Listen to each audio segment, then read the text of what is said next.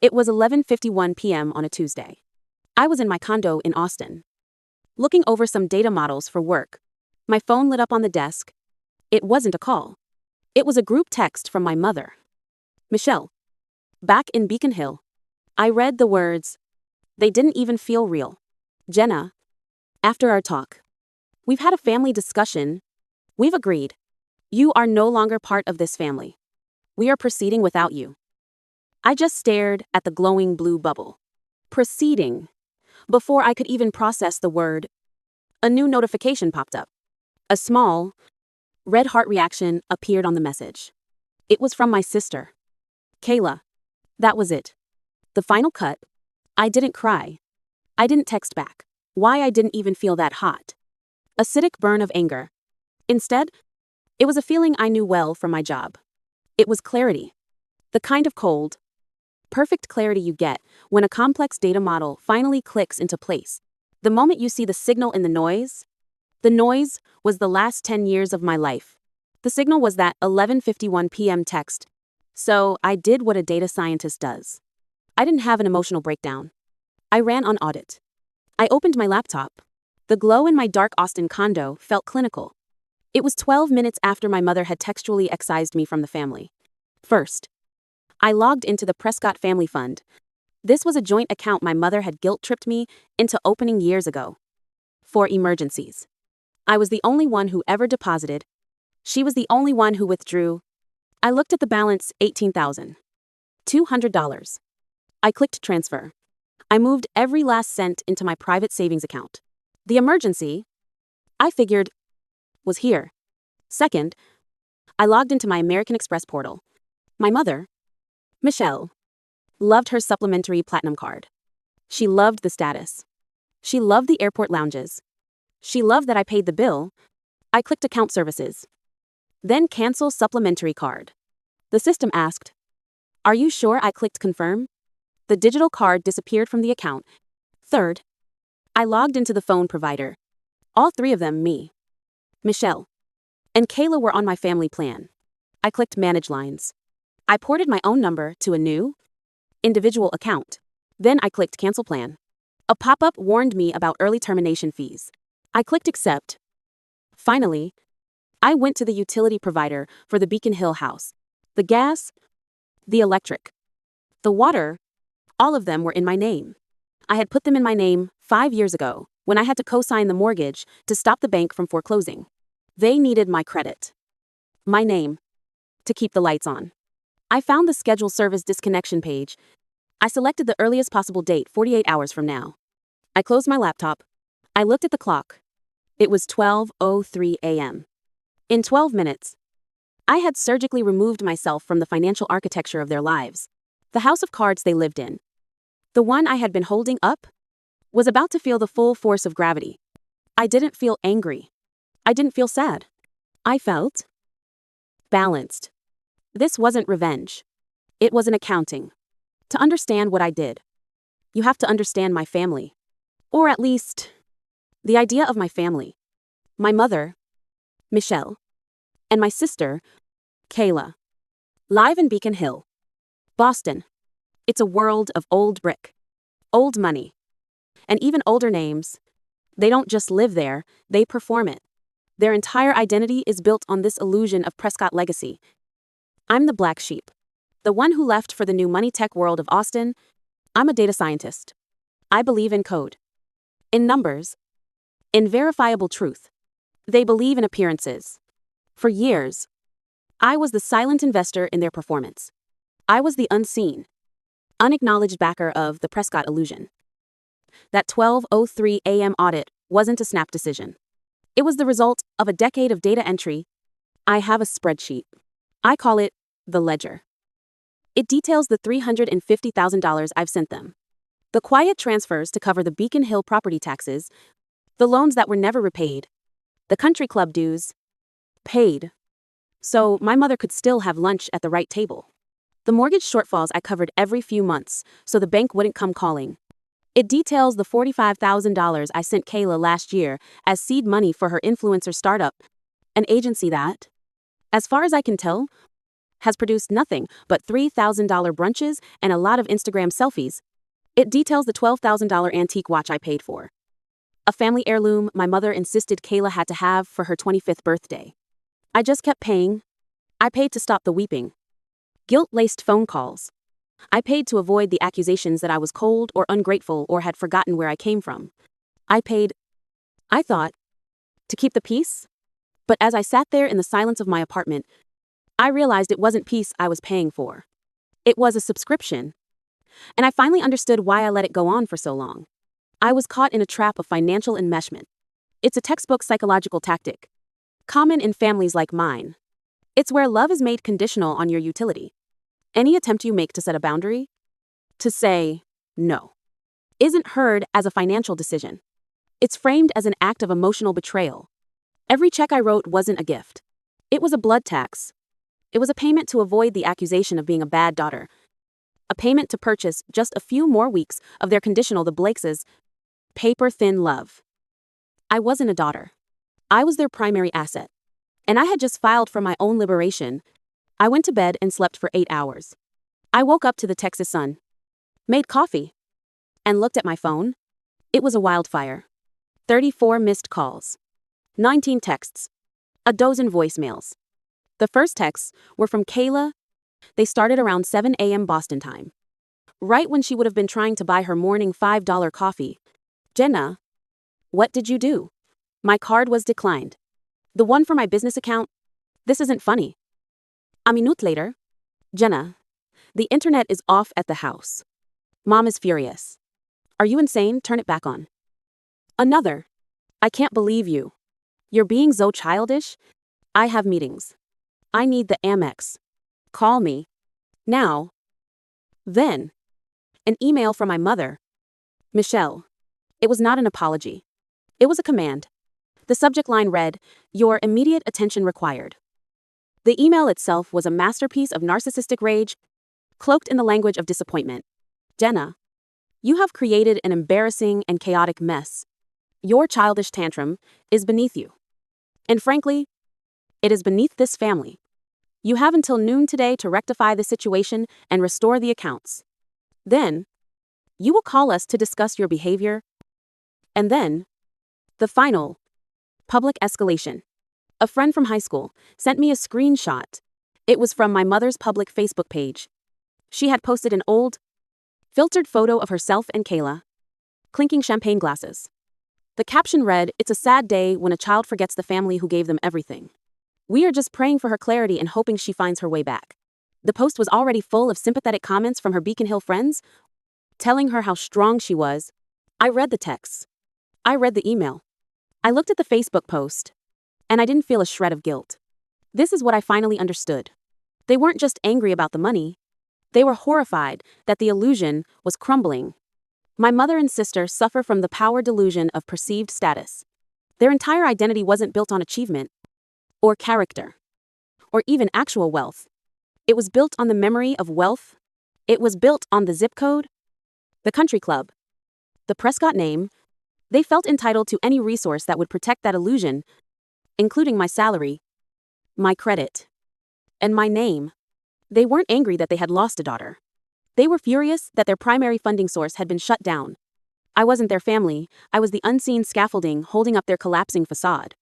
And I had just kicked it out from under them. Their panic wasn't sadness. It was the cold, raw terror of people who had never built anything of value. Realizing the person they were mining was finally, completely, gone, I ignored the texts. I blocked the numbers. I set up an email filter that sent every message from my mother and sister directly into a folder labeled evidence. I did not engage. I did not argue. The time for emotional reactions was over. That 11:51 p.m. text wasn't an invitation to a fight. It was a breach of contract, and I was going to treat it as such.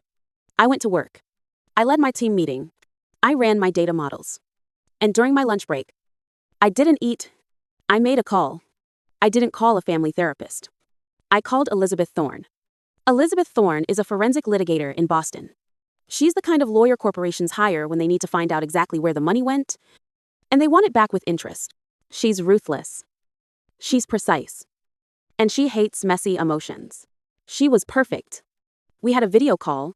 She was exactly as I expected, sharp, impeccably dressed, with eyes that looked like they could audit a spreadsheet from 50 feet away. Ms. Thorne. I started. Thank you for your time. I'll be brief. I'm not interested in a family therapy session. I am interested in accountability. For the last 10 years, I have been the sole financial support for my mother and sister in Boston. Under the guise of familial obligation, I have documentation for approximately $350,000 in transfers, loans, and direct payments. I continued. Last night, they formally disowned me. I have since severed all informal financial ties.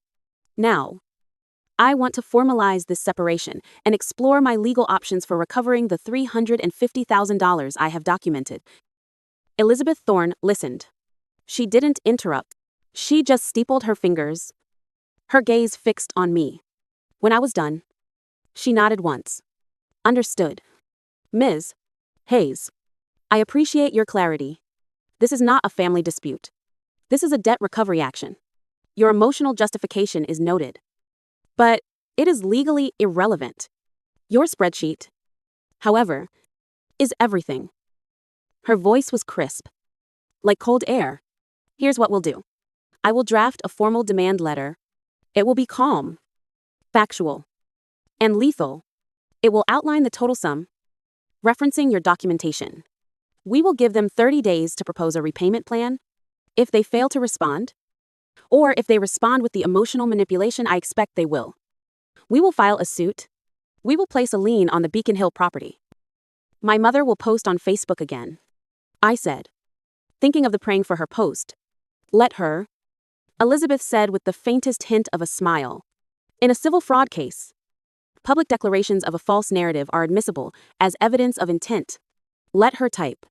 You, meantime, will not speak to them. You will not text them. All communication goes through me. Am I clear? Crystal. I said. Good. She said. I'll begin a preliminary asset review immediately and have the demand letter sent by 5 p.m. today. I hung up.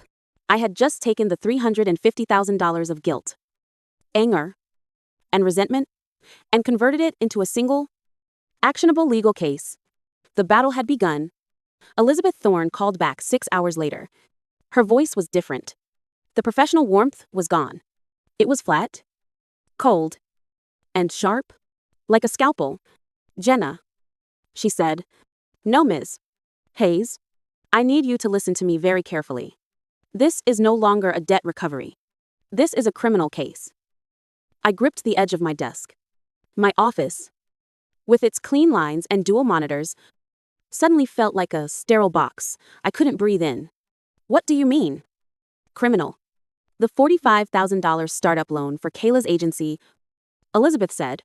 I found it. It wasn't a loan from you, Jenna. It was a high-risk business loan from a private lender in Boston. And your mother, Michelle. She forged your signature on a personal guarantee. The words just hung in the air. Forged? A personal guarantee. I felt the blood drain from my face. I'm a data scientist. I understand risk. A personal guarantee is a blank check. It's an act of total, blind trust. Or, in this case, an act of calculated, devastating betrayal. It gets worse, Elizabeth said, and my stomach clenched. A forger needs collateral to back up the guarantee. The lender wouldn't just accept a signature. What? What collateral? Your mother pledged your entire portfolio of vested stock options at your tech firm. I couldn't speak. It was as if she had reached across the country from Beacon Hill into my Austin office and put a gun to the head of my entire career. My stock options weren't just money. They were my work, my late nights, my value, my escape. They were the very thing that made me independent from her. And she had used them as a sacrificial lamb to fund my sister's delusion. The loan is in default. Jenna. Elizabeth's voice cut through the fog. Kayla's agency hasn't made a payment in 3 months. The lender has initiated proceedings to seize the collateral. They are coming for your assets. This wasn't just theft. This was a landmine. This was an attempt to burn down the new life I had built, just to keep their old, rotting, one warm. I wasn't the black sheep. I was the fatted calf. And they had just led me to the slaughter. I was staring at my screen, my mind racing, trying to calculate the damage, and as when a new email pinged my inbox. The sender was from a prestigious Boston law firm I didn't recognize. The subject line was 3 words that stopped my heart. Urgent, the Prescott Family Trust. Self-sufficiency audit. I opened it. My hands were shaking. Not from fear, but from a strange, cold vibration. The email was not from a lawyer. It was from him, Richard Prescott, my grandfather, the family patriarch who had supposedly retired to a quiet life in London a decade ago, the man my mother always spoke of as a lovely but irrelevant memory. He was. It turned out, neither lovely nor irrelevant. The email was short. It was brutal. Jenna, I have been alerted by my auditors of a default action against a trust beneficiary you. This default threatens the trust standing. As executor, I am invoking the self-sufficiency audit clause. I have not seen this clause used in my lifetime. I had no idea what he was talking about. I didn't know he was the executor. I didn't know there was an audit clause. The email continued. The trust was not established to fund illusions or subsidize the parasitic. I arrive from London tomorrow. You will be at the Beacon Hill property at 10 a.m. You will provide me with a full and transparent accounting of all financial transfers related to your mother and your sister. And you will explain this default. The 2 prongs of the trap had just sprung. The legal one, and the one I never even knew existed. The one that held the family's legacy in its fist. My mother and sister hadn't just committed a crime. They had woken the dragon, and he was on his way. The legal battle wasn't a battle at all. It was a slaughter. Elizabeth Thorne's emergency injunction, combined with the evidence of the forged guarantee, was a kill shot. The lender, facing a massive lawsuit, immediately dropped their claim against my stock options and turned their full attention to Michelle. And then, there was my grandfather, Richard Prescott, the executor. Once he saw the full accounting, my spreadsheet, the forged loan documents, the default notices, he acted with a speed that terrified me. The self-sufficiency audit was complete. He didn't just freeze Michelle and Kayla out of the trust. He systematically dismantled the entire illusion. The Beacon Hill house, which was legally owned by the trust, was immediately put on the market to cover the debts they had incurred. The story jumps to 2 weeks later. I was in my Austin apartment, reviewing a data sprint. The intercom buzzed. I glanced at the security screen. It was Michelle. She was in my lobby, having flown coach. She looked small and lost, like a ghost haunting the wrong building. I buzzed her up, my heart a cold, steady drum. I opened my door, but only as far as the security chain would allow. She came down the hall. This wasn't the proud, icy matriarch of Beacon Hill. This was a wreck. Her hair was unkempt. Her eyes were red and puffy. She wasn't wearing her pearls. She saw the chain and stopped. Jenna, she whispered. Her voice was raw. Jenna, please, you have to stop this. I said nothing. I just looked at her. Richard is going to take the house, she sobbed, her hand coming up to rest on the door jamb. He's selling the Beacon Hill house. Our home. He's selling it. She looked at me, her eyes disparity, searching for the old guilt, the old leverage. It was just a signature. Jenna. It was just a piece of paper. It was for Kayla. It was for the family. I didn't speak. I just reached back to my desk, picked up 2 folded documents, and slid them through the gap onto the floor of the hallway. What is this? She cried, fumbling to pick them up. The first, I said, my voice perfectly flat, is the court order for the sheriff's sale of the Beacon Hill property. It's being sold to repay the lender that you defrauded. She tore it open, her eyes scanning the legal text. The second, I continued, is a copy of the permanent restraining order filed by Elizabeth Thorne on my behalf. It forbids you and Kayla from contacting me, my place of work, or coming within 100 yards of my person. She let out a sound. It wasn't a word. It was a wail of pure, animalistic loss, of a creature that had just been fully and finally trapped. You did this, she screamed, her hand balling into a fist. You destroyed your family. You destroyed us. I looked at her, at the mask of rage and self-pity. And I felt nothing. Just the cold, clean finality of a closed loop. No, I said quietly. You did. I slid the security chain back into place, and I closed the door. I heard her scream one more time, and then just sobs. And then, finally, the sound of the elevator. The house was sold. The $350,000, plus interest, was recovered from the trust's assets, which Richard now controlled. Kayla's influencer agency was defunct, and I heard she was facing separate fraud charges from the lender. He said at me laptop. I opened the file I had kept for 10 years. The ledger. Money owed. The spreadsheet was a monument to my pain. Tracking every dollar. Every act of guilt. I stared at the final number. For so long, I thought that spreadsheet was my burden. My proof. My weapon. But as I looked at it, I realized something. True family isn't a debt you owe. It isn't a ledger you have to balance. It's a bond you share. And that bond, the one I had been trying to buy, had simply never been there. Letting go of a bloodline isn't an act of betrayal. It's an act of self-preservation. It's giving yourself permission to find your own people, the ones who value you for who you are, not for what you can provide. I took a deep breath. I highlighted the file, and I hit delete. That night, for the first time in years, I slept through till morning.